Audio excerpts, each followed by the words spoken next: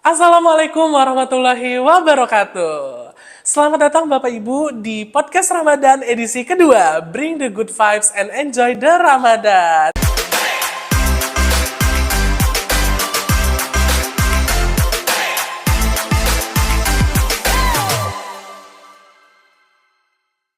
Yeay! Oke, podcast kedua kita akan membahas tentang indahnya panggilan ke Baitullah. Masya Allah, kapan ya aku ada di sana? Nah, tentunya di podcast ini saya ditemenin sama narasumber atau lawan podcast kita yang juga pernah menginjakan kaki ke Baitullah. Dan inilah dia, ada Mbak Muti dan Pak Yusuf. Apa kabar Pak Yusuf, Mbak Muti? Alhamdulillah baik Mas Ibnu. Baik. Gimana nih puasa? Kan udah masuk ke hari ke-14 ya. Gimana nih puasanya, ada tantangan? Hari ke-14? kah? Oh, Iya. Aduh, sorry. biar gak ketahuan kalau kita tapping. Iya, gitu. iya, Seolah-olah iya, kayak, Pak saya. seolah kayak kita hari ini tayang gitu Iya, kan. iya. Udah hari ke-14. Ya, terus gimana? Dulang ya. Oke. Kita hari ke-14 gitu ya. Nanti gue potong ya. Gede banget lagi. Oke. Gimana nih puasa hari ke-14? Apakah selama 14 hari ini ada tantangan atau semuanya lancar? Alhamdulillah lancar sih seperti Lancar. biasa. Alhamdulillah. Oke, aman ya, Mut Aman, ya. alhamdulillah lancar. Gimana puasanya akhirnya sekarang berdua? Ya, pasti lebih semangat ya. Oh, lebih semangat. Kalau Pak Yusuf gimana nih? Minggu lalu kan ulang tahun ya? Iya. Sekarang puasanya bertiga juga. Oh iya, Tadi Masya Allah. berdua, Iya, alhamdulillah sekarang bertiga. Alhamdulillah. Dan pas di hari ulang tahun ya. Jadi selain Ramadan penuh berkah, ulang tahunnya semoga penuh berkah. Berkah. Amin. Amin. Nah, sesuai temanya nih, kan kita mau bahas tentang indahnya panggilan ke Baitullah, gitu kan. Nah, kalau aku sendiri kan aku belum pernah nih ke Baitullah ya. Semoga nantinya akan dipanggil juga nih ke Baitullah. Amin. Amin. Mungkin Bapak Ibu Astana People juga yang belum, semoga disegerakan panggilan ke Baitullah. Amin. Nah, kalau Pak Yusuf dan Mbak Muti, apa sih yang pertama kali dirasakan ketika mendapatkan panggilan ke Baitullah? Mau siapa dulu yang jawab? Muti dulu. Ya, boleh. Tinggal copy paste. Pertama kali dapat panggilan itu ini ya, maksudnya nggak harus usianya atau tergantung usia atau hartanya gitu ya atau keuangannya. Karena ini spesial sih karena nggak nyangka juga bisa merasakan dipanggil itu dengan tanpa biaya gitu. Ya Masya Allah pas nginjekin pertama kali di Baitullah rasanya kayak sedih, terharu. Kok bisa ternyata bener loh ini pas datang tuh tiba-tiba netesin air mata karena itu juga nggak tahu kenapa bisa tiba-tiba tes gitu pas ngelihat Ka'bah. Itu tuh pas di Makkah. Pas begitu sampai gitu ya Bapak Ibu. Iya yang pas udah terhormat. masuk ke Bisa Masjidil gitu ya. Haram, masuk Masjidil Haram itu kan penuh banget ya, maksudnya nggak yang seperti masjid di tempat lain gitu kan, kayak itu udah bejibuan gitu kan pas kayak masuk, pas turun ini, pas lihat ke Ka'bah, ya itu tiba-tiba aja udah pasti netes. Mungkin banyak yang ngerasain bukan saya doang. Gitu. Seindah itu ya, Mut. Iya, Masya Allah. Masya Allah. Kalau Pak Haji Direktur, kalau Pak Yusuf gimana nih? Mungkin pada dasarnya ini ya sama kayak Muti tadi ya, bahwa ke Baitullah itu benar-benar panggilan ya. Memang kita dikasih kesempatan sama Allah gitu. Tidak memandang background kita lah atau siap nggak siap, punya uang tidak punya uang, punya waktu nggak punya waktu ya. Tapi ketika dipanggil itu ya memang sudah rezeki kita untuk datang ke sana. Sama juga kayak Muti, saya cukup dadakan dan alhamdulillah juga tidak berbayar. Oh, Masya Jadi Allah. part of tugas juga dan kesempatan bisa ke sana dengan waktu yang cukup lama saat itu. Sekitar 70 hari di sana itu, seperti itu. Dan itu tidak disangka-sangka sebelumnya juga. Jadi ketika orang lain ke sana perlu mengantre dan cukup panjang. Betul. Saya alhamdulillah dapat kesempatan itu cukup dadaan, waktu singkat, sebulan sebelum keberangkatan. Seperti itu. Nggak nyangka juga dan Iya. siap nggak siap ya, tapi kalau sudah panggilan ya otomatis kita siap dan excited ya. Namanya orang Islam dapat panggilan ke Baitullah itu kayak untuk pertama kali itu ya takut-takut tapi excited jadi satu gitu loh. Iya sih, pasti, Seperti itu, pasti, iya. pasti. Kan namanya ke tempat sakral gitu Iya ya. benar-benar, dan setahu kan kita selama ini melihat di kalender, di TV, di gambar-gambar cerita orang gitu. Jadi kita ada gambaran seperti apa ya gitu. Nah waktu ke sana ya cukup cukup ini ya cukup kaget, berbeda dengan secara fisik, berbeda dengan gambaran kita. Oh Jadi iya. saya pikir Ka'bah tuh seperti apa sih, sekelilingnya seperti apa gitu. Waktu ke sana ya di Mekah kan cukup ini ya, pembangunannya cukup masif, gedung-gedungnya juga cukup cukup banyak gitu, tidak seperti yang kita bayangkan sebelumnya. Seperti itu. Jadi kerasa lebih indah dan Iya, nikmat kesan ya. lebih indah dan ini ya tempat yang selama ini kita pengen sekali, dan saat itu tidak menyangka sih bisa bisa datang ke sana di tahun itu, seperti itu. Itu aja sih Mas. Nah, kalau tadi kalau dari Pak Yusuf gitu ya, persiapan kurang lebih 1 bulan. Iya. Nah, kalau aku pengen tahu apa aja sih sebenarnya yang mau yang harus disiapin ketika ada panggilan ke Baitullah. Apalagi kan 70 hari itu lama juga ya. Gitu. Apa aja Pak yang disiapin? Pertama kalau untuk administratif ya, seperti visa, surat kesehatan, rekomendasi dari kedutaan. Karena saat itu saya masih mahasiswa di India, jadi kita ada beberapa administrasi yang harus kita persiapkan yang cukup panjang ininya persiapannya. Selain itu mental, karena kita tahu sendiri kan masih mahasiswa itu kayak kita masih bukannya nakal ya, tapi kayak masih duniawi banget ya gitu. Dan di sana tuh kayak oke, niat kita adalah ibadah dan menjalankan tugas, karena kita kan ada tugas di sana. Kita berangkat tidak hanya untuk diri sendiri, tapi memang untuk menjalankan tugas supaya tidak melencong dari niat itu sih. Karena masih muda kan kita senang traveling, jadi Iya, takutnya bener. niat kan jadi Cari itu ya. kuliner. Bener. Jadi Cari belok. oleh-oleh. Jadi belok. Jadi kita fokuskan untuk satu, memang prioritasnya adalah ibadah dan menjalankan tugas yang diberikan. Seperti itu sih Mas Ibnu. Kalau Muti gimana persiapannya menuju ke Baitullah? Eh, sam- Kebetulan sama juga kayak Pak Yusuf, saya itu semester awal-awal kuliah. Oh, Jadi 2019 itu di situ kan masih kayak ya mungkin kalau dulu udah pernah tahu gimana cara-caranya ibadah di sana. Eh, tapi perlu di apa? Di review lagi tuh ya, di review lagi ulang gimana tata cara terus sambil belajar karena kan saya juga nggak berangkat ke sana tuh bukan buat pribadi juga, kebetulan jadi tour leader. wow. Jadi di situ bawa jamaah sekitar ada 75 orang. Itu dan itu usianya ya lebih banyak lansia gitu. Jadi sebenarnya tuh udah first time ke sana juga Langsung tour guide dan juga. itu jadi tour leader. Jadi mau nggak mau kita tapi ada ini ada training tour leadernya di travelnya itu. Jadi beberapa pekan sebelum berangkat. Jadi itu bukan bulan tapi beberapa pekan saya diinfoinnya. Wow. Jadi hanya 2 minggu mungkin itu 2 kali training gitu. 2 kali training. Iya. Ya biasanya kan kalau orang-orang mau udah ada panggilan ke Baitullah kan biasanya manasik. Iya, gitu ada kan. manasik, itu Terus pasti. ada lari apa jogging gitu kan Iya. supaya tetap kuat tuh ketika tawafnya gitu kan. Iya sih. Berarti emang pada dasarnya mental gitu harus Iya, Mental. iya, mental harus supaya tetap konsisten tuh dalam. jalan Iya. gitu-gitu Betul. kan. Gitu. Ya Allah, Masya Allahu Akbar, pengen juga. Kawan ya, Amin. adakah sponsor-sponsor di bawah sini? Oke deh. Nah, kalau tadi kita udah bicarain soal persiapan.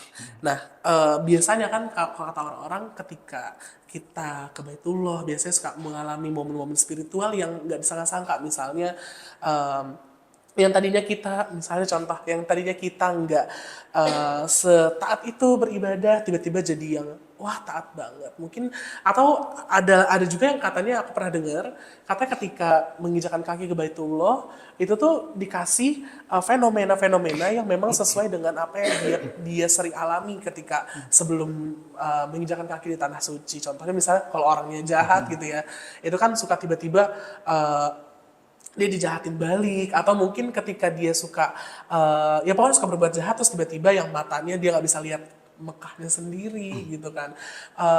Ya mungkin ada kejadian hal-hal kayak gitu nggak yang mungkin dialami sama Pak Yusuf sama Mbak Muti, atau bahkan yang mungkin lebih baik lagi kalau itu kan contoh jahatnya Iya, gitu iya, ya. iya. Ada sih, Sebelum aja. apa udah? Ada sih. Jadi yang saya kebetulan ke sana 2 kali ya, yaitu di tahun 2008 saat itu Haji Mission Indonesia. Oh, oke. Jadi misi Haji Indonesia. Yang kedua di 2013.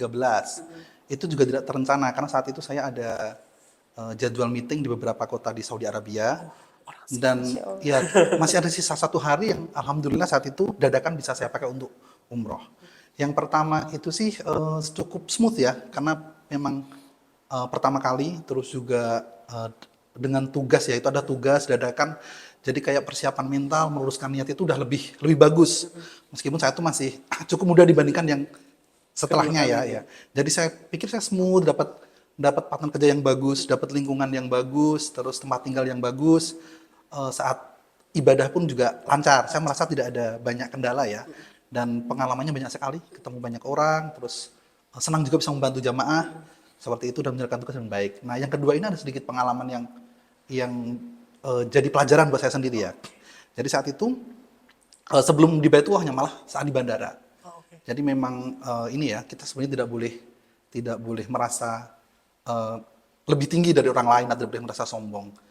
Saat itu mendarat di Bandara Jeddah jam 12 malam. Jam 12 malam itu antrian bandara di Jeddah itu sangat buruk menurut saya saat itu ya. Buruk sekali. Jadi kayak antrian panjang, terus petugasnya sangat lambat, dan orang pada antri itu sambil duduk, ada yang sambil tiduran gitu. Padahal itu antri depan imigrasi. Nah, di situ kan di Saudi ini ya, di Saudi Arabia itu salah satu tujuan pekerja migran kan, terutama yang TKI, TKW atau pekerja-pekerja kasar, entah dari India, Bangladesh, Indonesia ataupun yang lain. Banyak sekali itu kelihatan ya, kita bisa spot bahwa ini imigran-imigran dari, pekerja-pekerja migran dari India atau Bangladesh seperti itu, dengan antrian yang panjang dan terlihat sangat tidak nyaman. Nah, terus di situ saya sedikit membatin ya bahwa, visa saya kan visa bisnis, jadi saya nggak mungkin akan ngantri seperti itu, pasti ada booth yang lain. Nah, di situ entah bagaimana, akhirnya saya di situ mengantri hampir 6 jam. Jadi saya mendarat itu jam 12 malam, saya bisa keluar bandara dan sholat subuh itu baru jam 6 pagi. Nah, di situ saya merasa kayaknya saya nggak ini deh, saya sempat ada sombong. Gara-gara saya merasa dengan visa bukan visa ini ya, visa bisnis, merasa bakalan mendapatkan perlakuan yang lebih baik dari imigrasi. Tugas imigrasi. Ternyata sama aja. Jadi sangat lambat dan ditinggal minum, ditinggal main Facebook. Karena saya lihat sendiri tuh. Jadi kita ngantri depannya, dia sambil pegang komputer, terus membuka dosa itu Facebook kan tahun 2013. Instagram belum begitu. Atau belum ada malah ya. Belum booming lah belum booming gitu. Jadi benar-benar saya lihat sendiri tuh. Saya ngantri di depannya, pas lihat saya, dia cuma ngetik-ngetik sedikit, ditinggal main Facebook. Berapa lama, lanjut lagi gitu. Yang akhirnya saya ingat saya 6 jam saya ngantri di imigrasi itu. Dan itu pengalaman yang sangat buruk buat saya. Iya sih, bete juga ya. Bener, tapi itu juga jadi introspeksi diri ya, bahwa iya sih kita jangan merasa lebih atau gimana ya, merasa lebih spesial atau punya privilege khusus hanya gara-gara hal seperti itu. Kalau Muti gimana, Bud? Ada nggak pengalaman seru? Kalau saya lebih ke fisik berarti. Jadi di sana pas lagi tawaf, selesai tawaf, pas sholat, itu nggak tahu kenapa saya mimisan, tapi mimisannya itu bener-bener nggak berhenti. Deres gitu ya? Deres. Dan lagi sholat pun mimisannya tetap keluar. Jadi tawaf kan mungkin itu karena cuacanya nggak biasa kan dengan cuaca yang tinggi panasnya kan di sana Masya Allah. Nah di situ jadi itu yang merasa 1 hari itu yang sangat terganggu sih. Itu rasanya sih mungkin karena pas awal tuh kayaknya bisa nih, biasa aja deh, kayaknya aman-aman aja gitu, merasa dirinya kuat atau fisiknya baik-baik aja, padahal kan ya tetap di sana harus banyak-banyak, pokoknya ya kesehatan ya pasti dari Allah gitu, kita kuat juga karena Allah gitu. Jadi pas udah itu tetap ibadah, tapi ya di sela itu kayak aduh salah apa nih gitu. Cuman mungkin itu pas awal kayak merasa bisa nih sehat nih kayak ngerasa gitu, padahal kan semuanya ya tetap pas izin Allah ya. Allah, betul. Ya Allah, memang kalau udah panggilan ke Baitullah tuh kadang suka ada aja gitu ya Iya. gangguan-gangguannya. Makanya tadi balik lagi mental, kesehatan tuh harus tetap dijaga gitu ya. Nah, em, kan kalau misalnya kita ke Baitullah kan ibadahnya nggak cuma tawaf aja, Iya. juga ada yang apa namanya lempar Sa'i. jumroh, ada apa? Kalau umroh tawaf sa'i aja sih. Oh, syai ya. Nah, kalau haji mungkin kalau Kalau pakai haji ya ada lomba ada jumroh. ya ada bermalam juga di Arafah, ada lempar jumroh gitu. Perjalanannya Lebih panjang. lebih panjang dan panjang. lebih ini ya, lebih menguras fisik, terutama saat ada di Mina. Itu jadi yang di hari-hari lempar jumroh itu dari tenda ke tempatnya itu kan jalan kaki cukup jauh. Terus akhirnya bisa eh, melihat terowongan Mina yang dulu waktu saya kecil di tahun 90-an itu kan dulu terowongan Mina Kejadian. ini ya terkenal banget karena ada kejadian meninggal terutama zaman Indonesia banyak sekali. Jadi oh itu ya terowongan Mina gitu sih. Oh, jadi kayak, Ada ya oh ini ya gitu yang selama ini kita dengar gitu.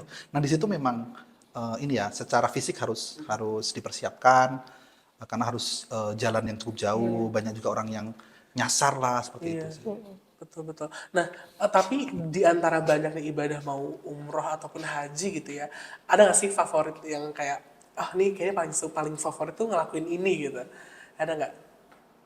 Paling Di antara banyak kan tadi ada tawaf syai gitu kan, terus ada apa namanya tadi ada iya. Oh iya, ketahuan belum Tawaf pernah sa'i ya. lempar jumroh. Ada iya lempar jumroh dan lainnya gitu. Ada nggak misalnya part of ibadah ke sana yang jadi favoritnya Pak Yusuf ataupun Muti? Ya, kalau saya sih pastinya ke Baitullah itu berdoa. Ada dua sih. Yang pertama di Makkah. Di Makkah itu berdoa di depan Ka'bah langsung, memohon ampun, sambil nangis, apa kayak ya bersyukur bisa diizinin buat datang ke Baitullah. Itu paling favorit karena kan tiap waktu kita bisa sholat ke sana ya dengan ya rebut-rebutan dulu-duluan gitu. Terus yang kedua pasti ke makam Rasulullah yaitu di Madinah di Masjid Nabawi. Kalau Pak Yusuf gimana? kalau saya mungkin mirip-mirip ya bahwa yang kita beribadah enjoy bukan lebih favorit ya kayaknya kalau favorit ibadah satu dan dua gimana gitu ya. Tapi yang kita enjoy sangat menikmati ya ketika aktivitinya ada di masjid ya, entah itu di Makkah, di Masjidil Haram maupun di Masjid Nabawi di Madinahnya gitu. Itu yang untuk ibadahnya yang ya tadi itu masuk ke Rudhah kan di bagian dari Masjid Nabawi. Itu yang memang kita enjoy pergi ke masjid itu senang gitu. Tapi terlepas dari ibadah sebenarnya kalau favorit saya waktu itu adalah ketika habis subuh ya, habis kita sholat subuh, terus sudah matahari udah terbit tapi masih belum begitu terang gitu ya. Itu kita dari masjid ke jalan pulang tuh senang karena kayak jalan kaki vibes-nya bagus, terus banyak yang jual teh, banyak jual makanan gitu kayak pagi-pagi gitu kan asik Kayak ya. jajan. Bener jajan-jajan gitu. Morning tea. Bener itu saya termasuk waktu favorit saya adalah itu. Jadi kita habis sholat subuh, biasanya kita ngaji-ngaji sebentar gitu, terus minum air zam-zam gitu kan disediakan di sana, terus kita keluar tuh yang pas masih paginya tuh masih seger, udaranya juga seger dan kebetulan kan saat itu pas musim dingin saya ke sana ya, jadi tuh seneng tuh perjalanan, lewatin taman, lewatin toko-toko, orangnya juga nggak yang berjubel banget gitu, itu salah satu favorit waktu saya sih. Favorit waktu ya. Nah, ada nih satu yang menjadi mungkin ini kalau misalnya amin. Kalau misalnya suatu saat nanti Ibnu bisa datang gitu ya ke Baitullah, amin, amin, amin. Amin, insyaallah. Amin, amin. Nah, ada satu keinginan mencium Hajar Aswad. Nah, waktu ketika ke sana sempat kebagian juga nggak? Mungkin Pak Yusuf, Muti ke mencium Hajar Aswad? Kalau saya enggak, jadi 2 kali ke sana memang tidak sempat untuk itu mencium Hajar Aswad. Karena saat itu yang pertama musim haji memang seramai itu dan berdesak-desakan. Betul. Ya saya memang sudah bilang ke diri sendiri tidak perlu memaksakan yang harus berdesak-desakan dan macam-macam karena saya di sana masih ada tanggung jawab untuk tugas juga, tidak fully ibadah. Terus yang kedua ke sana itu memang waktunya pendek, jadi saya ke sana pagi, sedangkan malam saya udah harus balik ke Jakarta. Jadi memang sempat umroh sekali aja waktu siang, itu juga cepat-cepat diburu waktu harus ke bandara. Jadi memang tidak ada waktu panjang dan memang tidak sempat untuk mencium Hajar Aswad. Ya semoga aja next visit ya. Next visit ya. Amin. Amin, amin, amin. Kalau Muti gimana? Alhamdulillah dengan perjuangan yang luar biasa itu menghantam orang-orang besar-besar. Maksudnya aku Mut. Ya enggak, itu tinggi-tinggi banget sumpah. Jadi kan apa banyak tentara-tentara Arab itu Iya, ya, iya, tinggi-tinggi gitu yang jaga-jaga sekitarnya. Itu ya udah karena Muti sendiri kan ya. Jadi maksudnya kita itu kan jadi pas sesi kalau yang pas lagi nggak harus bawa jamaahnya bareng kita, boleh pergi sendiri. Pergi sendiri. Nah, jadi tuh pas kebetulan Muti pergi sendiri kalau nggak malam pagi ya lupa. Nah itu ya berusaha masuk. Pertama sih masih ke pinggir baru dapet yang sebelah nggak di Hajar Aswad ya Pak, tapi di pinggir kain-kainnya aja. Terus baru menjelunduk masuk ke bawah-bawah. Alhamdulillah akhirnya Allah izinin buat nyom Hajar Aswad. Hajar Aswad meskipun nggak lama ya, sebentar doang. Udah didorong orang ya. Udah di orang-orang. Buruan. Nah, kan ada orang juga yang suka bilang nih, kalau misalnya perjalanan ke Baitullah adalah panggilan, bukan cuma sekedar rencana. Nah, mungkin ada pendapat, misalnya setuju nggak sih dengan pendapat yang kayak gitu dari Pak Yusuf dan Mbak Muti gitu? Setuju banget sih. Seperti tadi yang di awal kita kita ya.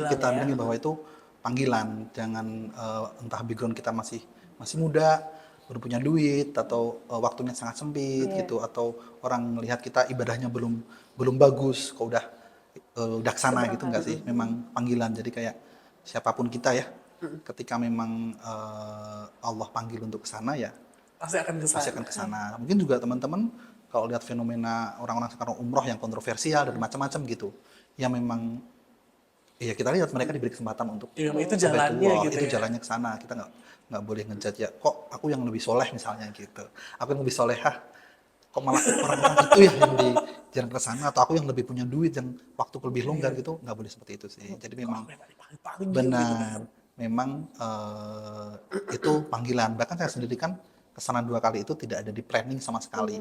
Betul. Bener. Dan yang saya pernah memplanning untuk ke sana sudah cari travel agent, sudah ikut juga manasik bareng-bareng itu, Hamin 2 minggu nggak jadi berangkat. Kenapa tuh Pak? Oh, karena saat itu ternyata kebetulan istri mengandung. Iya, jadi Beresiko lah ya. dari dokter disarankan untuk tidak berangkat gitu. Itu yang sudah kita rencanakan. Sudah kita planning, sudah mengajukan cuti seperti itu. Jadi iya, buat saya setuju bahwa ke Baitullah itu adalah panggilan.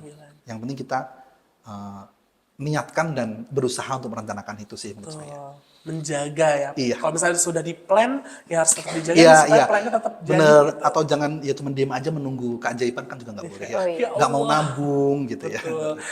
Jajan terus. Kalau Muti gimana? Setuju nggak Mut?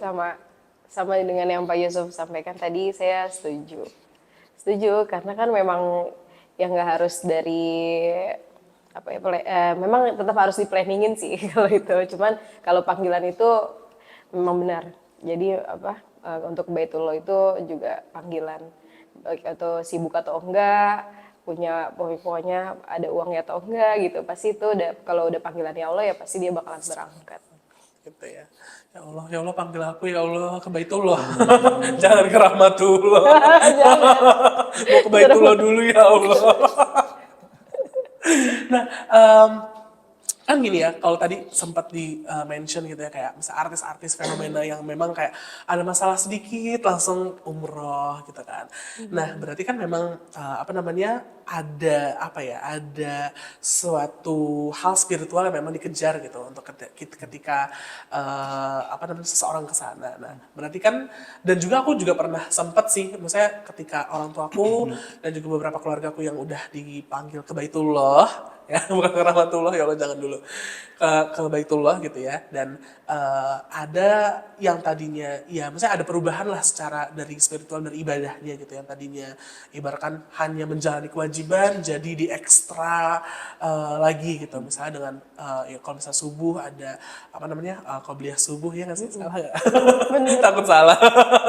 Gitu. Terus ada lagi biasanya duhanya cuma berapa rakaat ditambah lagi jadi berapa gitu, karena kita tahu nih ada perubahan spiritual yang ketika setelah kita kesana gitu. Kalau Pak Yusuf sama Muti mengalami hal serupa nggak? Perubahan dari segi Kalau ibadah? saya pribadi ya, saya sih kayak Setelah dan sebelum itu saya merasa kalau saya sendiri ya kayak ya biasa aja ya gitu, kayak nggak merasa yang berubah drastis atau apa gitu. Cuman kan memang mungkin semua orang kali ya kan pasti semakin kita tambah usia tuh kayak kita memang semakin pengen merubah ini ya, merubah yang lebih baik dan pengen lebih mendekatkan pada Allah dan pada agama gitu ya.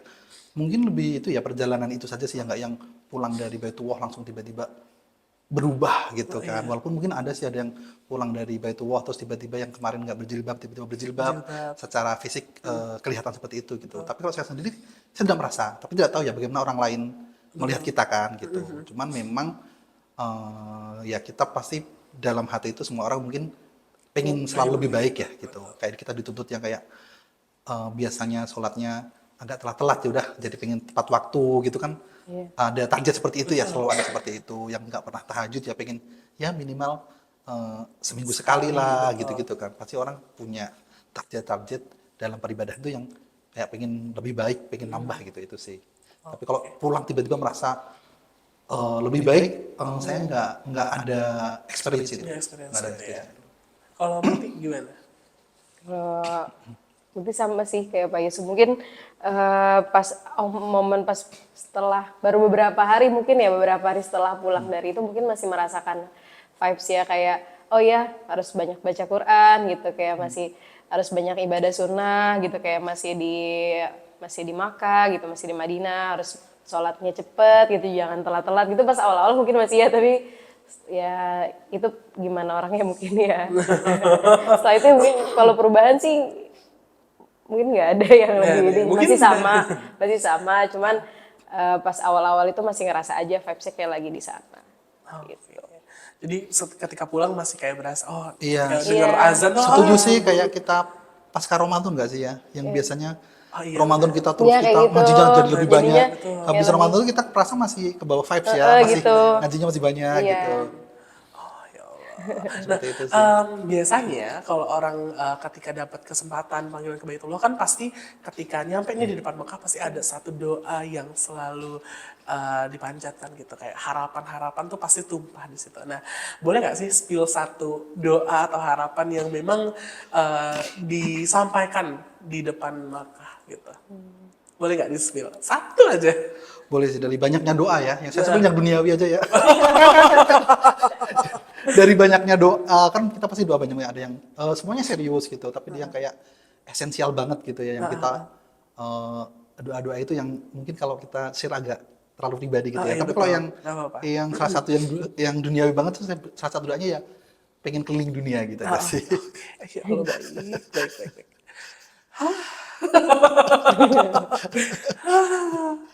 Oke. Kalau Putih gimana? Pengen keliling dunia juga atau keliling Faves UI? Iya sih. Kalau pas di situ ya mungkin karena masih kuliah, jadi kayak pengen diberikan kemudahan aja pas kuliah, terus nanti pas oke ya pasti pertama sih doanya untuk orang tua sih, biar diberikan kesehatan terus rezeki gitu. Lebih ke kesehatan dan rezeki sih. Oke. Kalau nggak jodoh gitu nggak? Jodoh pas di Jabar Rahmah. Oh, atau gini deh, kita bertanya, kita rubah. Doa apa sih yang paling kuat disampaikan Sampaikan. ketika di Baitullah tuh? Ya, jodoh. Tapi bener ya, berarti akhirnya sesuai nggak tuh? Misalnya doa, ya Allah aku pengen 5 tahun lagi nikah. Bener Enggak, nggak? bukan Oh, yang kayak gitu, bukan mata pokoknya ya lo pertemukanlah yang terbaik gitu. Tapi terbaik itu ya dari terbaik di sisinya Allah, terbaik waktunya juga atas izin Allah gitu. Kalau Pak Yusuf apa? Yang paling Sama sih, lebih ke ini ya, yang paling penting adalah Keliling doa dunia. semoga enggak itu kan yang ini ya, yang Duniawi. yang duniawi bukan yang spiritual ya. Itu semoga menjalani hidup itu survive apapun takdirnya kan. Kita di ujian orang berbeda-beda.